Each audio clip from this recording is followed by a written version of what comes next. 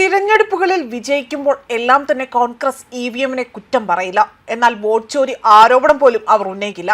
മറിച്ച് അവർ തോൽവിയാണ് ഏറ്റുവാങ്ങുന്നതെങ്കിൽ ഇവിഎമ്മിനെ കുറ്റം പറയുകയും ബി.ജെ.പി. വോട്ട് മോഷ്ടിച്ചു ഇല്ല എന്നത് ആരോപണങ്ങളടക്കം ഉന്നയിച്ചുകൊണ്ട് രംഗത്ത് വരും. കഴിഞ്ഞ ദിവസം പുറത്തു വന്ന മഹാരാഷ്ട്ര തിരഞ്ഞെടുപ്പ് ഫലം കോൺഗ്രസിന് വമ്പൻ പരാജയമാണ് ഏറ്റുവാങ്ങേണ്ടി വന്നിരിക്കുന്നത്. എന്നാൽ ബി.ജെ.പി. അവിടെ ഒറ്റകക്ഷിയായി തന്നെ വലിയ കുറ്റൻ വിജയമാണ് ഏറ്റുവാങ്ങിയതും. ഇതോടെ വീണ്ടും വോട്ട് ചോരി വിവാദവുമായി തന്നെ കോൺഗ്രസ് ബി.ജെ.പിയെ തലങ്ങും വിലങ്ങും വിമർശിച്ചുകൊണ്ട് രംഗത്ത് വരികയാണ്.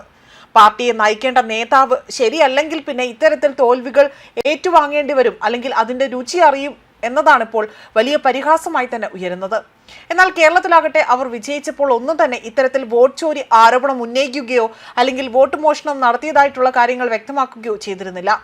മഹാരാഷ്ട്ര തദ്ദേശ തിരഞ്ഞെടുപ്പിൽ തോറ്റപ്പോൾ വോട്ട് ചോരി എന്ന ആരോപണമാണ് കോൺഗ്രസ് ഉന്നയിക്കുന്നത്. ഇവിടെ കിട്ടാത്ത മുന്തിരി പുളിക്കുമെന്നതുപോലെയാണ് കോൺഗ്രസിന്റെ രീതി എന്നതാണ് പരിഹാസമായി ഉയരുന്നത്. ആകെയുള്ള 288 മുനിസിപ്പൽ കൗൺസിൽ നഗര പഞ്ചായത്ത് സീറ്റുകളിലെല്ലാം തന്നെ 207 സീറ്റുകളാണ് ബി.ജെ.പി. നേതൃത്വത്തിലുള്ള മഹായുതി പിടിച്ചത്.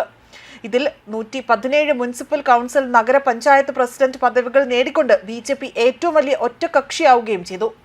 അതേസമയം കേരളത്തിൽ തദ്ദേശ തിരഞ്ഞെടുപ്പിൽ കോൺഗ്രസ് ഏറ്റവും വലിയ ഒറ്റകക്ഷിയായപ്പോൾ തന്നെ രാഹുൽ ഗാന്ധിയോ പ്രിയങ്ക ഗാന്ധിയോ വോട്ട് ചോരി എന്ന ഒരക്ഷരം പോലും ഇവിടെ മിണ്ടിയില്ല എന്നതാണ് ഏറ്റവും ശ്രദ്ധേയമായ കാര്യം.